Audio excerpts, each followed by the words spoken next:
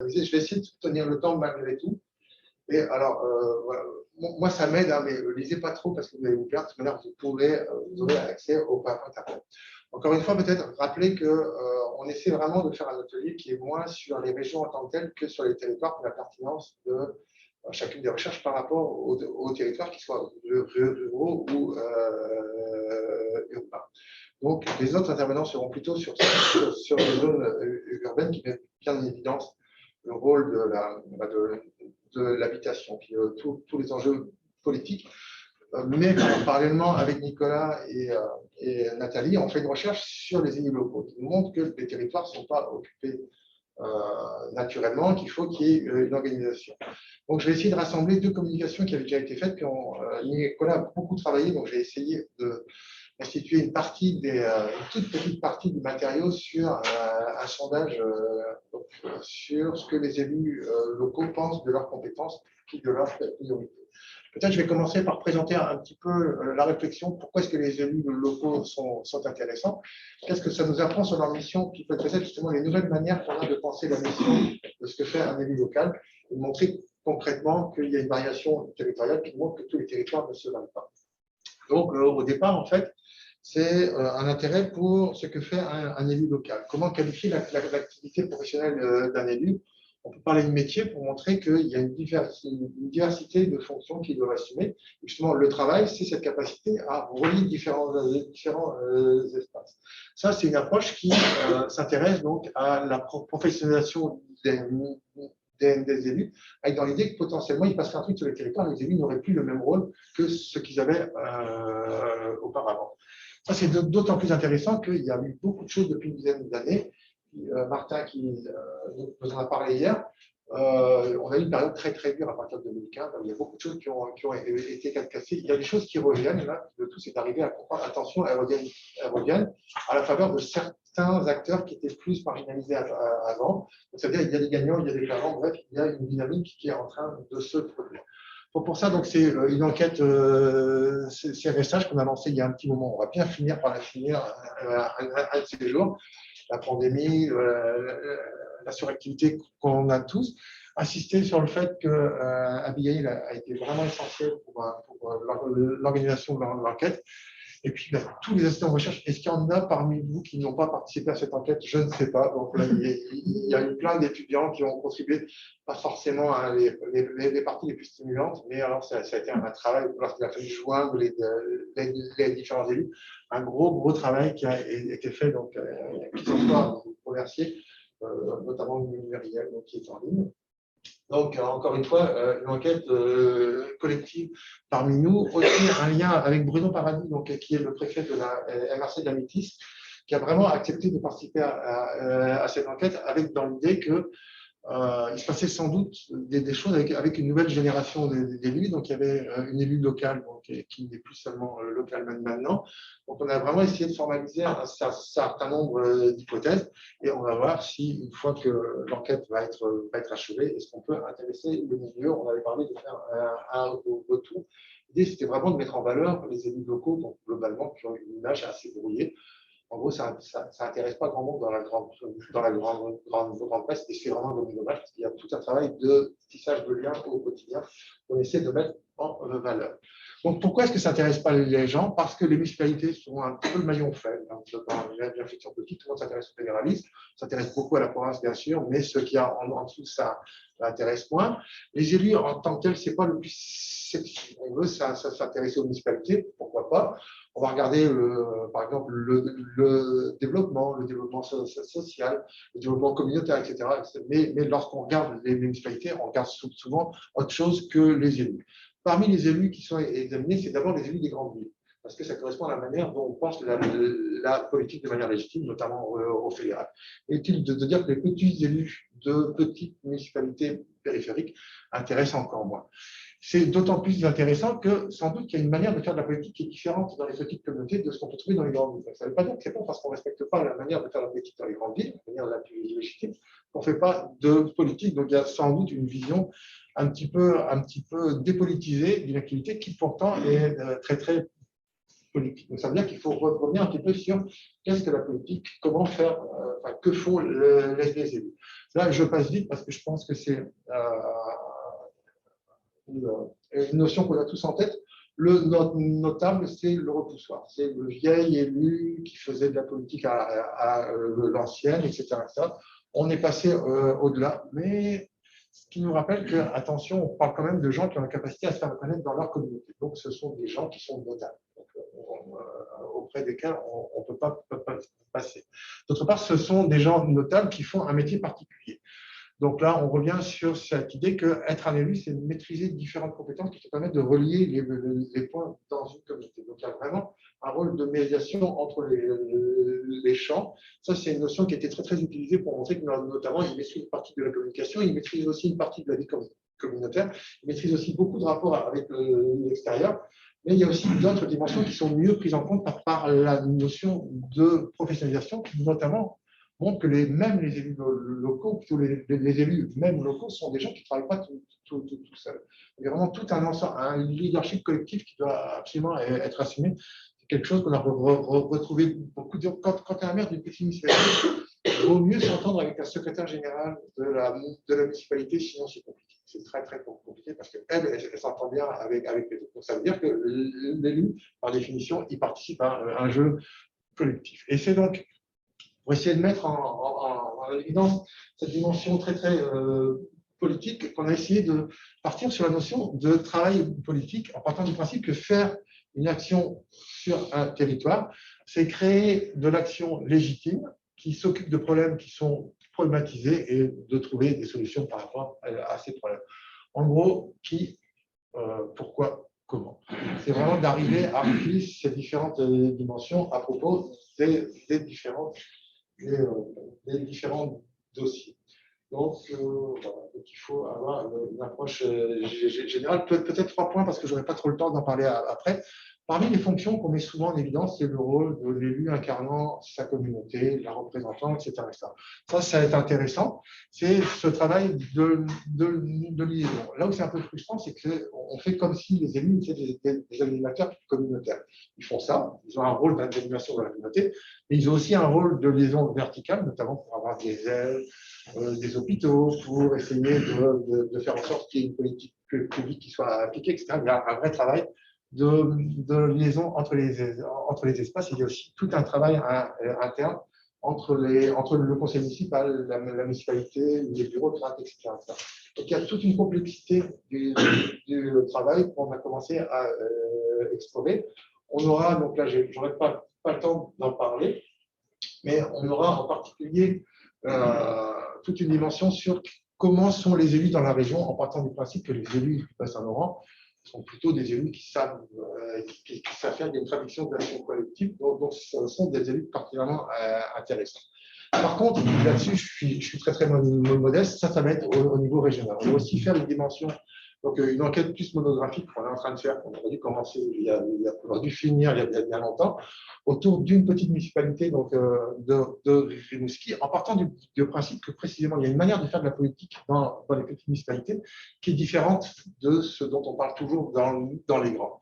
Anne Lévesque a bien montré qu'il y a deux appréhensions de ce qu'est le métier, une plutôt professionnelle et politique, une autre plutôt basée sur l'amateurisme, donc le don de soi, dans une approche très, très apolitique qui veut d'abord fournir des services à moindre coût. Donc, entre l'entrepreneur, le professionnel des petits publics et plutôt celui qui incarne la communauté, mais à moindre frais, il y a vraiment une tension. Nous, l'intérêt, il me semble qu'on va essayer de montrer, c'est que ces deux rôles ne s'opposent pas et que toute cette dimension-là peut être aussi une manière de faire de la politique. Donc, finalement, il y a sans doute à la fois un leadership au sein de la communauté et un leadership politique avec des ressources de la municipalité. Mais on aura l'occasion d'en parler dans d'autres enquêtes. Encore une fois, on peut estimer qu'il y a le passage d'un répertoire traditionnel basé sur les services à un nouveau répertoire beaucoup plus politique, etc. On ne va pas se cacher que les élus les plus jeunes, les élus les plus professionnels sont ceux qui aiment bien cette approche-là. L'ennui, c'est que c'est une approche qui est relativement individuelle. Nous, on a essayé d'aller un peu plus. c'est de montrer que les élus se positionnent aussi par rapport à leur municipalité. Donc, il y a une conception de la municipalité, une conception des missions municipales qui change suivant la manière dont les élus vont appréhender leur métier.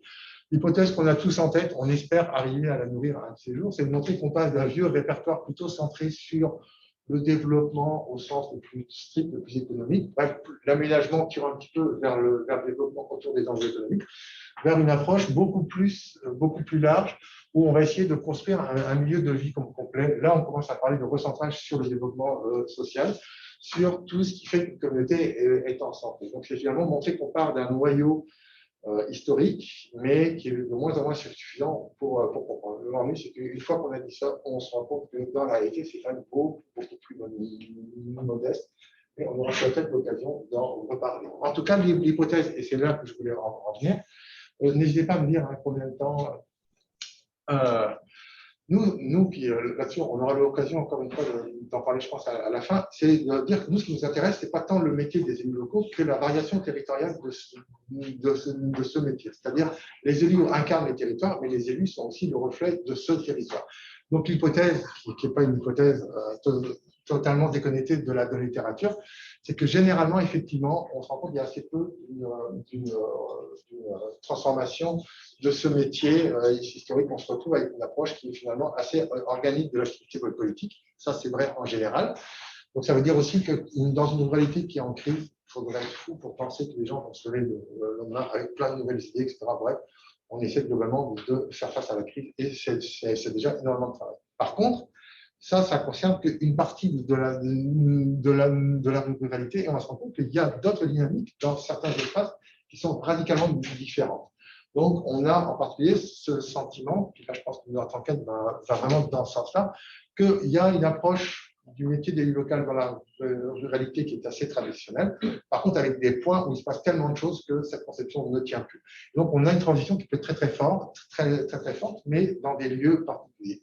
Et là, en particulier, notre hypothèse qui a plutôt été confirmée, c'est autour des grandes villes, autour des villes les plus grandes, l'espèce de couronne périphérique, où il y a des nouveaux enjeux et donc une nouvelle conception qui émerge.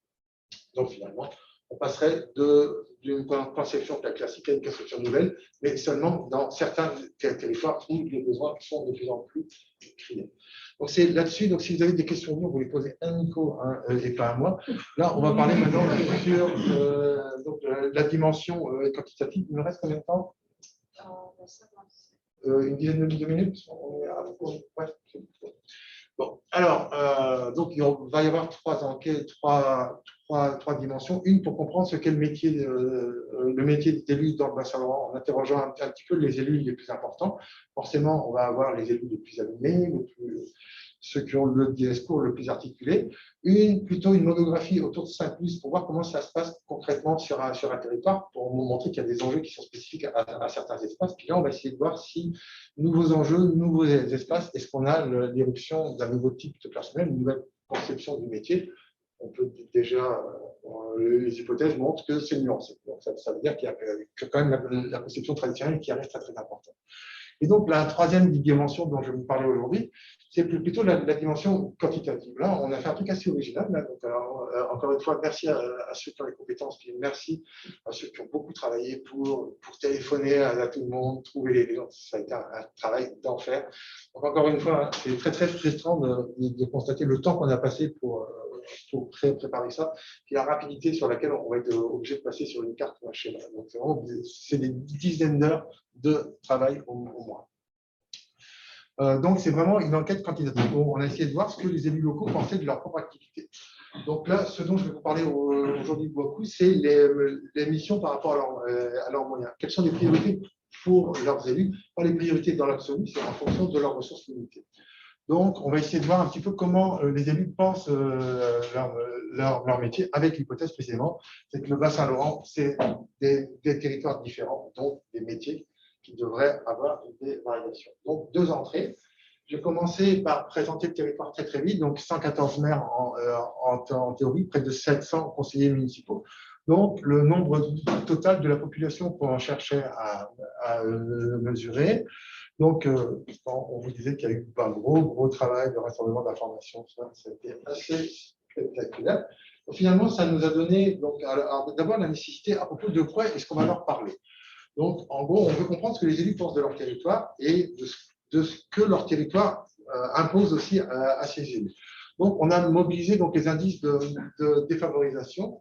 Julie en a parlé hier rapidement. L'idée, en fait, c'est que le grand apport de ces indices, c'est que ça combine la défavorisation matérielle, donc plutôt sans centrer sur les paramètres économiques qu'on retrouve dans les indices de vitalité économique, mais ça mord aussi sur donc, des caractères beaucoup plus sociaux. Donc ça, c'est l'indice de défavorisation sociale. C'est pour montrer que ce n'est pas parce que la vie économique est difficile que c'est la même chose du côté communautaire. Alors, on tire un petit peu sur le fil parce qu'en fait, c'est quand même beaucoup des paramètres démographiques, sociodémographiques, la structure de la famille, le nombre de couples, le nombre de parents avec enfants, de parents célibataires avec enfants, etc. Donc, c'est pas mal social, mais en théorie, ça a vocation à nous parler aussi d'environnement bâti, bref, de la communauté au sens très large. Là où c'est vraiment stimulant, c'est que ça nous permet de démontrer que le développement, ce n'est pas seulement l'économique, l'économique est très important, mais ça peut être aussi le social. Donc, deux grands caractères qui vont nous permettre de faire des jolies cartes, qui ont permis à Nico de faire des jolies cartes que j'essaie péniblement d'interpréter. Donc, les répondants, donc 765, la collecte qui a duré un an, donc une collecte en ligne, des identifiants uniques, des relances incessantes, mais qui finalement nous ont permis d'avoir un échantillon que Nicolas considérait comme assez correct. C'est-à-dire, il y a des biais, bien entendu, mais c'est des biais qui impactent assez peu. Donc, notre échantillon est relativement représentatif de ce qu'on peut trouver dans la vraie vie, donc dans notre population totale. Donc, on était assez content parce que c'était un gros biais potentiel. Donc, ça nous a donné, donc, qu'est-ce qu'on fait avec ça une fois qu'on a donc cet échantillon représentatif de nos élus, on va aller voir ce qu'ils pensent de leur propre mission. Le plus frappant, en fait, c'est de constater qu'il y a une certaine stabilité selon les élus en fonction donc, de ce qu'eux pensent être la priorité de leur municipalité. Les priorités, on n'a pas cherché les originalités. On a pris celles qu'on retrouve santé, éducation, développement, environnement, aménagement, transport, culture et loisirs. C'est les mêmes qu'on retrouve à peu près partout. Il y a des variations, mais en gros, tout le monde connaît les paramètres de base de ce que fait une municipalité. On remarque que généralement, l'ensemble de ces services, l'ensemble de ces missions sont assez bien couvertes. Il y a quelques différences, mais globalement, il n'y a pas de gros rejets. Les transports en commun, on reviendra peut-être après, ça nous a un petit peu surpris. Donc, il y a quand même des priorités qui sont marquées. Donc, projet de développement, services de base et dans une moindre mesure, habitation, ça mieux. Donc ça, c'est vraiment stimulant parce que ça démontre qu'on reste sur le cœur du noyau historique, mais en ajoutant un projet de développement qui, lui, émerge plutôt à partir des années 60, et l'habitation. On n'était pas sûr de le retrouver, ça veut dire que ce noyau est en train de bouger. On a donc des priorités marquées négativement. Là, c'est ce qu'eux pensent que ça ne fait pas partie de leur cours, ou ça fait moins partie de leur cours. Culture et loisirs et sport, alors que ça fait partie, c'est assez surprenant, mais ça veut dire aussi que dans les territoires en difficulté, ce n'est pas toujours ça la priorité. Là où c'est intéressant, mais là, on n'a pas encore eu le temps vraiment de se pencher dessus, il y a tout un ventre mou là, des autres, sécurité civile, lien social, etc. On ne sait pas encore, c'est entre les deux. Donc, il va falloir qu'on Donc, je vous la fais vite. Si maintenant on reprend la manière dont ils ont été pensés historiquement, là où c'est assez stimulant, c'est qu'on a le bloc des priorités historiques qui reste encore central. C'est-à-dire que même les municipalités qui sont des priorités sont des municipalités qui respectent leur vocation historique, avec notamment une grande insistance sur les services de base. Dans les priorités classiques, on se retrouve avec la dichotomie ou la tension des années 60, les années de la croissance, entre la fonction historique d'aménagement et la nouvelle fonction de développement. On va se rendre compte en particulier que le développement est très valorisé. On est sans doute là dans une véritable originalité. C'est assez stimulant qu'on a des municipalités qui savent que leur mission, ce n'est pas seulement d'encadrer la croissance ou la décroissance, c'est aussi de développer. Et donc un bloc de nouvelles priorités avec des éléments qui peuvent être assez intéressants. Donc, on sent qu'il y a des nouveaux enjeux qui sont en train de percoler. Donc, en 3 minutes. Donc, différents blocs avec un noyau donc, de priorités essentielles, puis des priorités qui sont plutôt considérées comme secondaires. Là où, hop, bon. Donc, l'effet territoire, c'est là que ça va commencer à être. Donc, il me reste 5 minutes. Ça, c'est la manière dont les élus pensent leur rôle dans l'ensemble de la région. Est-ce que maintenant, on peut arriver à caractériser le territoire pour montrer s'il y a une variation territoriale? Avant, on peut peut-être insister sur le fait que donc, les points clairs, c'est le Québec, les points foncés, c'est le Bas-Saint-Laurent. Donc, ce que ça veut dire, c'est qu'on est plutôt dans une région où les communautés ont une forte défavorisation matérielle, mais ont une défavorisation sociale relativement modeste, donc ça veut dire que ça va bien. Donc ça ne va pas très bien d'un point de vue économique, mais ça va relativement bien d'un point de vue social et communautaire. Donc on a classé les territoires avec ces deux approches. Pour faire simple, hein, on a les territoires où tout va mal, donc les indices de défavorisation sont positifs, ça c'est contre-intuitif, hein, c'est assez mêlant. Les endroits où tout va bien, puisque les indices sont négatifs dans les deux cas, là où c'est plus stimulant, c'est les territoires où ça va bien d'un côté, mais pas de l'autre. Et là, on va se rendre compte précisément qu'il n'y a pas d'un côté des territoires où ça va bien, puis d'un côté des territoires où ça va mal. Là où ça nous donne ça, puis comme il doit rester 33 minutes, je vais vraiment me focaliser là-dessus, 2 minutes. On part tous du principe que la lecture historique du Bas-Saint-Laurent, c'est la côte est relativement bien intégrée, relativement riche. Les territoires du haut pays sont des territoires relativement en difficulté, etc. C'est vrai. Globalement, ça confirme. Cette lecture historique reste pertinente. Les territoires où ça va bien, c'est les territoires jaunes et verts, où ça va bien d'un point de vue matériel. Les territoires où ça va moins bien d'un point de vue matériel, c'est les territoires donc, en bleu et rien en rose. Première lecture, oui, les plaques historiques restent vraies. Par contre, là où c'est intéressant, c'est qu'à l'intérieur de ces deux plaques, il y a des sous-ensembles. Et la grande surprise, c'est que d'une part, dans l'ARPI, donc zone de difficulté matérielle, on a quand même toute une espèce d'épine dorsale de communauté où ça va bien d'un point de vue social. Donc, ça veut dire que ce n'est pas parce que matériellement on a des difficultés que la communauté se délite. Et là où c'est intéressant, c'est que c'est l'inverse, où la réciproque est vraie aussi sur la côte. Matériellement, ça va bien, mais la grande surprise là-dessus, c'est une belle conclusion articulée territoire et espace, c'est qu'en fait, les territoires, comme les grandes villes, sont des territoires où ça va mal socialement. Il y a plus d'enjeux sociaux. C'est-à-dire que les vrais gagnants où tout va bien, c'est les zones périurbaines, donc en jaune, autour des pôles urbains. Donc, ce que ça veut dire, petite parenthèse, hein, c'est que Saint-Plus, qu'on avait identifié comme l'endroit où ça peut se passer, correspond exactement à ces territoires. Donc, ce sont des territoires qui bougent, mais c'est parce que ce sont des territoires très, très particuliers. Ça veut dire aussi qu'on a tous les travaux qui nous expliquent que tout se passe en ville. Alors ouais, il n'y a pas que du bon qui se passe, ça se passe ailleurs qu'en ville. Donc, ça veut dire qu'il faut les penser en même temps. Et puis, en 1 minute, puis là, donc, au moins, vous allez pas avoir la chance d'avoir la vingtaine de diapos qui me restaient après. Juste pour dire, bien entendu, qu'on n'envisage pas le métier exactement de la même manière. Le plus spectaculaire, c'est 2 choses. Dans l'arrière-pays, le développement est très important. On rame, c'est vraiment dur. Donc, ceux qui sont les plus volontaristes, qui disent qu'il faut qu'on s'occupe de tout en même temps, c'est ceux pour qui ça va mal d'un point de vue économique et d'un point de vue social. Ce sont eux qui se détachent, sont beaucoup plus ambitieux que les autres, parce qu'ils savent que le développement ne leur tombera pas tout cuit dans le bec. L'autre portion intéressante, ce sont les territoires autour des grandes villes. Donc, ce sont des territoires où ça va mal d'un point de vue social. Où ça va bien d'un point de vue social. Là où c'est intéressant, c'est que ça veut dire aussi qu'il y a des nouvelles couches qui arrivent et donc des nouvelles demandes de services. C'est-à-dire autour de ces grandes villes, il se passe des choses qu'on va pas dire, sans doute un dynamisme, mais aussi une difficulté à assumer ces nouvelles missions. Donc, ce que ça veut dire, c'est qu'il n'y a pas simplement la croissance et la crise.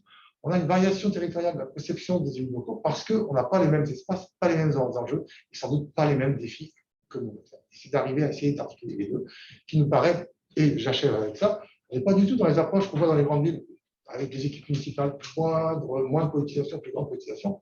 En même temps, c'est peut-être pas ça le plus important. Nous, ce qu'elle nous répète, c'est que les élus reflètent leur communauté. Il y a des communautés où on en arrache, qui ça s'impose à ces élus. Donc ça nous rappelle, puis j'arrête vraiment avec ça, les notables historiques, c'était les pépères qui parlaient pour leur communauté. Bref, Duplessis. Alors, on ne fait pas de politique, tout ça, et puis laissez-moi gouverner. Là, on ne parle plus de ça, mais on parle plus de ça parce que maintenant, il faut être actif. C'est pour ça qu'on a quand même une conception dans l'Est du Québec assez dynamique. Par contre, on parle toujours pour sa communauté. Puis ça, moi, il me paraît que c'est important. Il y a une dimension organique dans l'activité de ces élus. Donc, ce principe que les élus incarnent plus ou moins bien leur communauté. On va le dire autrement, ce n'est pas seulement une question individuelle, de qualité individuelle, comme on a toujours ça en tête, c'est aussi dépendant de la communauté. Donc, bref, il n'y a rien de plus collectif qu'un élu. Voilà.